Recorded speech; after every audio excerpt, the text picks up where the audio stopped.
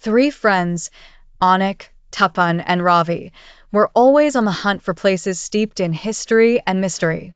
One night, Anik found a torn map in his grandfather's old cupboard. The map bore the words, "The Cursed Mansion, where shadows arise." Driven by greed and curiosity, they decided to set off in search of treasure. After a long journey, they reached the bank of an unfamiliar river. A shaky handwritten sign hung there. "Do not enter. Turn back while you can." The sign swayed in the wind, and it seemed as though all sounds around them had ceased. Suddenly, a boat emerged from the mist, with a gaunt ferryman seated within. The ferryman warned them, "What you think is treasure is a curse. Turn back." Ignoring his words, they climbed into the boat. As they reached the middle of the river, thick fog descended around them.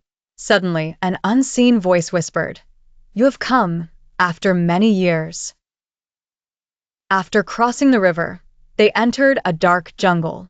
The trees seemed to reach out with hands, and the ground emitted an eerie sound. In the distance, they saw a dilapidated mansion. Standing between two windows was a shadow that wasn't quite human, as if made of mist. Frightened but determined, they moved forward. Suddenly, Tapan exclaimed, "Who's behind me?" They all turned to see nothing. Within a minute, Tapan vanished. Only a torn scarf lay on the ground, and faint laughter echoed from afar. Ravi and Anik dashed into the mansion. A giant chandelier hung from the ceiling, but cast no light. Portraits on the walls, once regal landlords, were now grotesque, with blood dripping from their eyes.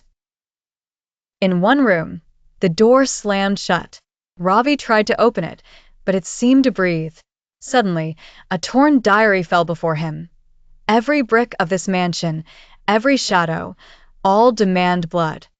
Without warning, a hand emerged from the wall, and something unseen dragged Ravi away. Anik screamed, but only echoes replied, "It's your turn now." Anik ran, breathless, until he found a golden box in front of him.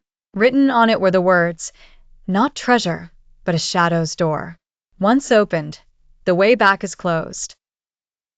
He couldn't comprehend anymore. His shadows split in two, one laughed while the other cried, and slowly Anik disappeared.